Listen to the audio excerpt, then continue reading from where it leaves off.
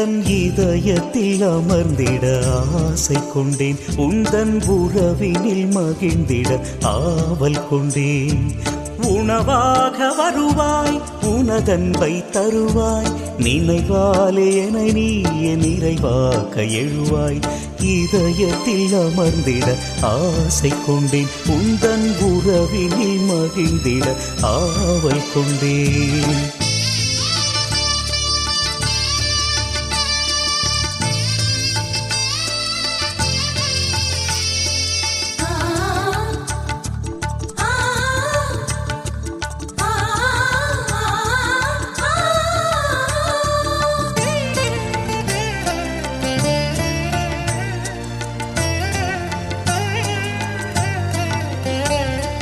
நான் கண்ட உலகம் எந்த நிம்மதி சிதைத்தது, நான் தேடிய சுகங்களும் வாழ்வின் இலக்கை அழித்தது. நீதானே எந்தன் கதி என்று உணர்ந்தேன், நீ வேண்டும் என்றே என் வாழ்வை தந்தேன். புரியாத இருள் நீக்க வருவாய், புது வாழ்வு எனில் நீயும் தருவாய். உந்தன் இதயத்தில் அமர்ந்திட ஆசை கொண்டேன், உந்தன் உறவினில் மகிழ்ந்திட ஆவல் கொண்டேன்.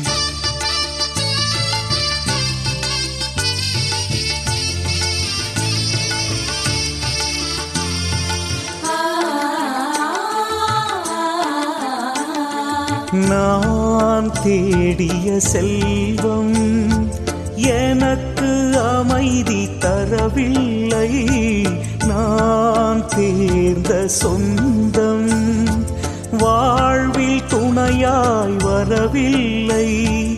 அழியாத செல்வம் என் அன்பே வாராய், அருளாளன் நீயே என் சொந்தம் ஆவாய். கனவெல்லாம் நனவாக்க வருவாய், உன்னில் வாழும் வரமுண்டு தருவாய்.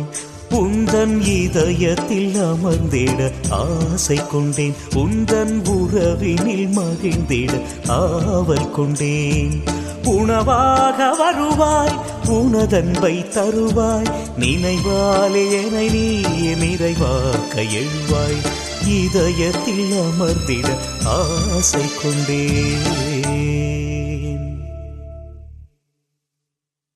ஜூன் மாதம் 24ஆம் தேதி திங்கட்கிழமை. புனித திருமுழுக்கு யோவானின் பிறப்பு பெருவிழா. முதல் வாசகம். இறைவாக்கினர் எசையா நூலிலிருந்து வாசகம். அதிகாரம் 49, வசனங்கள் 1-6 வரை. தீவு நாட்டினரே, எனக்கு செவி கொடுங்கள். தொலைவாழ் மக்களினங்களே, கவனியுங்கள். கருப்பையில் இருக்கும் போதே ஆண்டவர் என்னை அழைத்தார். என் தாய் வயிற்றில் உருவாகும் போதே என் பெயர் சொல்லி கூப்பிட்டார். என் வாயை கூரான வாள் போன்று ஆக்கினார். தம் கையின் நிழலால் என்னை பாதுகாத்தார். என்னை பளபளக்கும் அம்பு ஆக்கினார். தம் அம்பரா தூணியில் என்னை மறைத்துக் கொண்டார். அவர் என்னிடம், நீயே என் ஊழியன் இஸ்ராயலே, உன் வழியாய் நான் மாட்சியுறுவேன் என்றார். நானோ, வீணாக நான் உழைத்தேன், வெறுமையாகவும் பயனின்றியும் என் ஆற்றலை செலவழித்தேன். ஆயினும் எனக்குரிய நீதி ஆண்டவரிடம் உள்ளது, என் பணிக்கான பரிசு என் கடவுளிடம் இருக்கின்றது என்றேன்.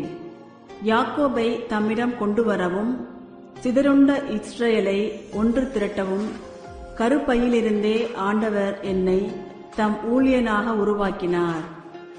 ஆண்டவர் பார்வையில் நான் மதிப்பு பெற்றவன். என் கடவுளே என் ஆற்றல். அவர் இப்பொழுது உரைக்கிறார். அவர் கூறுவது, யாக்கோபின் குலங்களை நிலைநிறுத்துவதற்கும் இஸ்ரேலில் காக்கப்பட்டோரை திருப்பிக் கொணர்வதற்கும் நீ என் ஊழியனாக இருப்பது எளிதென்றோ? உலகம் முழுவதும் என் மீட்பை அடைவதற்கு நான் உன்னை பிற இனத்தாருக்கு ஒளியாகவும் ஏற்படுத்துவேன். இது ஆண்டவர் வழங்கும் அருள்வாக்கு. இறைவா, உமக்கு நன்றி. இரண்டாம் வாசகம். திருத்தூதர் பணிகள் நூலிலிருந்து வாசகம். அதிகாரம் 13, 22 முதல் 26 வரை உள்ள இறை வார்த்தைகள். அந்நாள்களில் பவுல் கூறியது: கடவுள் சவுலை நீக்கிவிட்டு தாவீதை அவர்களுக்கு அரசராக ஏற்படுத்தினார். அவரை குறித்து, ஈசாயின் மகனான தாவீதை என் இதயத்துக்கு உகந்தவனாக கண்டேன், என் விருப்பம் அனைத்தையும் அவன் நிறைவேற்றுவான் என்று சான்று பகர்ந்தார். தாம் அளித்த வாக்குறுதியின்படி கடவுள் அவருடைய வழிமரபிலிருந்தே இஸ்ரேலுக்கு இயேசு என்னும் மீட்பர் தோன்ற செய்தார்.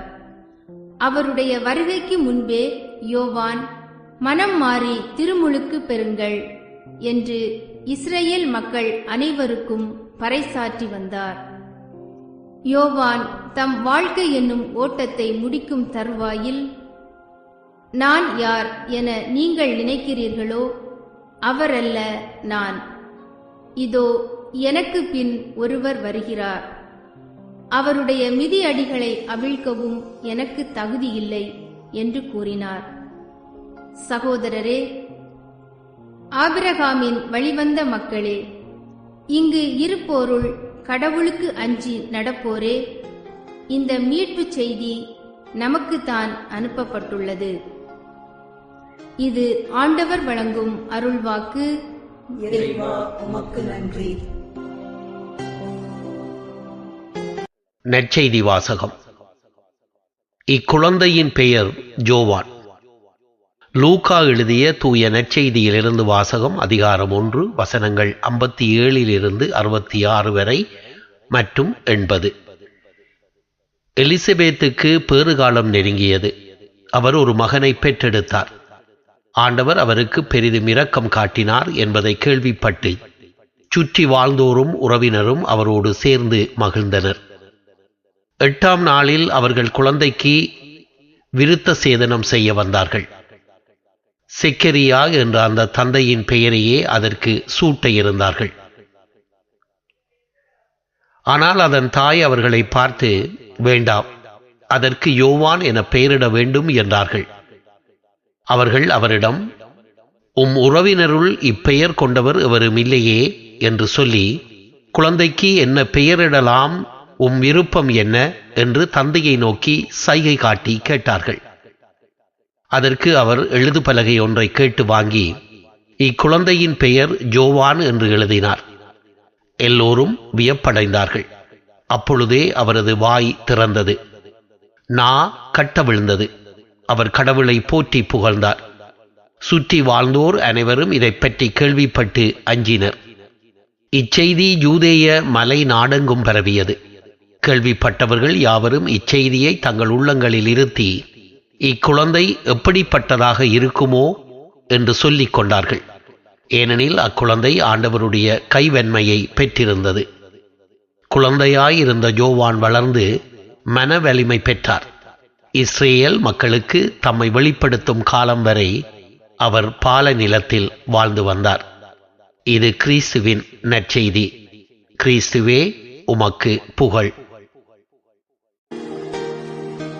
அன்புக்குரியவர்களே, இன்றைய நாளில் தூய திருமுழுக்கு யோவானின் பிறப்பு விழாவை கொண்டாடுகின்றோம்.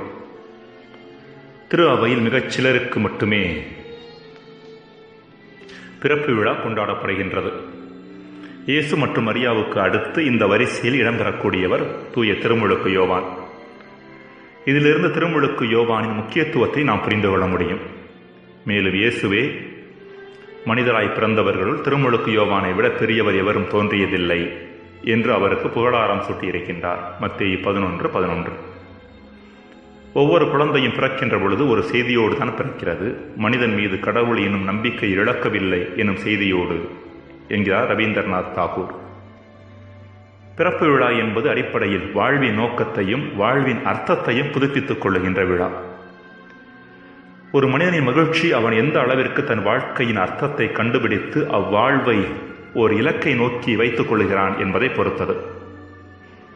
இதோ இங்கு உறங்குகிற மனிதன் தான் எதற்காக இந்த உலகிற்கு வந்தோம் என்று தெரியாமலேயே இவ்வுலகை விட்டு வெளியேறிய மனிதன் என்று ஒரு கல்லறையில் எழுதப்பட்டிருந்ததாம். இம்மனிதனின் வாழ்க்கையைப் போல நம் வாழ்வு மாறிவிடக்கூடாது என்பதை நினைவூட்டுவதே பிறப்பு விழா. திருமுழுக்கு யோவான் தான் எதற்காக இந்த உலகிற்கு வந்தோம் என்ற உண்மையை உணர்ந்திருந்தவர். யோவான் எதற்காக இவ்வுலகிற்கு மனிதனாக பிறந்தார் என்பதை ஒத்தமை நற்செய்தியாளர்கள் ஒரு கண்ணோட்டத்திலும், யோவான் நற்செய்தியாளர் இன்னொரு கண்ணோட்டத்திலும் எழுதுகிறார்கள். ஒத்தமை நற்செய்தியாளர்கள் கண்ணோட்டத்தில் திருமுழுக்கு யோவான் இயேசுவின் வருகைக்காக மக்களை தயாரித்தவர், one who prepared the way. யோவான் நற்செய்தியாளர் கண்ணோட்டத்திலோ திருமுழுக்கு யோவான் இதோ கடவுளின் ஆட்டுக்குட்டி என்று மெசியாவை சுட்டிக்காட்டியவர், one who pointed to Jesus. இந்த இரண்டும் ஒன்றோடு ஒன்று தொடர்புடையவை. நற்செய்தியாளர்களையே இந்த வேறுபாடு இருந்தாலும் திருமுழுக்கு யோவான் தன் வாழ்க்கையின் நோக்கத்தின் மட்டில் தெளிவான பார்வை கொண்டிருந்தார் என்பதில் எந்த சந்தேகத்திற்கும் இடமில்லை. இறைவன் அவரை ஒரு தெளிவான நோக்கத்தோடு தான் அனுப்பினார் என்று விவிலியத்தில் பார்க்கிறோம். அந்த நோக்கத்தை தேர்ந்து தெளிந்து தன்னுடையதாக்குவதற்கு முயற்சி செய்தவர் திருமுழுக்கு யோவான். அன்புக்குரியவர்களே, திருமுழுக்கு யோவானின் பிறப்பு விழாவை கொண்டாடுகிற இந்த நாளில் நம் வாழ்வின் நோக்கத்தின் மட்டில் நாம் தெளிவான பார்வை கொண்டிருக்கிறோமா என்று சிந்தித்து பார்க்க நாம் அழைக்கப்படுகின்றோம். ஒரு சில மனிதர்களை பார்த்திருப்போம். சராசரி லட்சியங்களோடு வாழ்பவர்கள் இவர்கள். வேலைக்கு போவது, திருமணம் செய்வது, பிள்ளைகளை படிக்க வைப்பது, ஒரு வீடு வாங்குவது என்பவைதான் இவர்களது லட்சியங்கள். இன்னும் ஒரு சில மனிதர்கள் இருக்கிறார்கள், இவர்களிடம் அசாதாரணமான லட்சியங்கள் இருக்கும். இந்த வாழ்வை முழு ஈடுபாட்டோடு வாழ வேண்டும், வாழ்க்கையின் ஒவ்வொரு வினாடியையும் முழு மகிழ்ச்சியோடு வாழ வேண்டும், உன்னதமான ஒரு நிலையை அடைந்த இந்த உலகில் பல உயிர்களை உயர்த்த வேண்டும், உயிரே போனாலும் எது சரியானதோ, எது இறைவனுக்கு உகந்ததோ அதை மட்டுமே செய்ய வேண்டும் போன்றவை இவர்களது லட்சியங்களாக இருக்கும். இந்த இரண்டு லட்சியங்களில் முதல் வகையான லட்சியங்களை ஒரு மனிதர் அடைந்தாலும் அவர் பெரிய அளவில் மகிழ்ச்சி அடைந்து விடுவதில்லை. ஆனால் இரண்டாவது வகை லட்சியங்களை ஒரு மனிதர் அடையவில்லை என்றாலும் அதை நோக்கி பயணிப்பதே அவரில் நிறைவான மகிழ்ச்சியை ஏற்படுத்தும். இப்படிப்பட்ட லட்சியங்கள் ஒரு மனிதரை தொடர்ந்து உயர்த்தி கொண்டே இருக்கும். திருமுழுக்கு யோவானிடம் இத்தகைய உயர்வான லட்சியம் இருந்தது. இன்றைய நற்செய்தி இன்னும் ஒரு படி மேலே சென்று திருமுழுக்கு யோவான் தன் வாழ்வின் லட்சியத்தை எவ்வாறு கண்டுகொண்டார் என்பதையும் நமக்கு சுட்டிக்காட்டுகின்றது. யோவான் தன் வாழ்வின் இலக்கை கண்டுகொண்ட இடம் பாலைவனம், அதாவது அவர் பாலைவன நிலத்தில் தங்கி வாழ்ந்தது. லூக்கா 1:80. அவர் தனது நோக்கத்தை கண்டுகொள்ள பாலை நிலம் அவருக்கு உதவியாக இருந்தது என்பது எந்த சந்தேகமும் இல்லை. நாம் பாலை நிலத்திற்கு செல்வதற்கு வாய்ப்பு இல்லை என்றாலும் ஒவ்வொரு நாளும் கொஞ்சம் நேரத்தை அமைதியில் செலவழித்து வாழ்வின் நோக்கத்தை கண்டுகொள்ள முயற்சி எடுக்கலாமே. ஜெபம். இறைவா, எம் பிறப்பு ஒரு விபத்து அல்ல, மாறாக உம் திட்டத்தின் ஒரு பகுதி என்பதை நாங்கள் உணர வரம் தாரும். ஆமென்.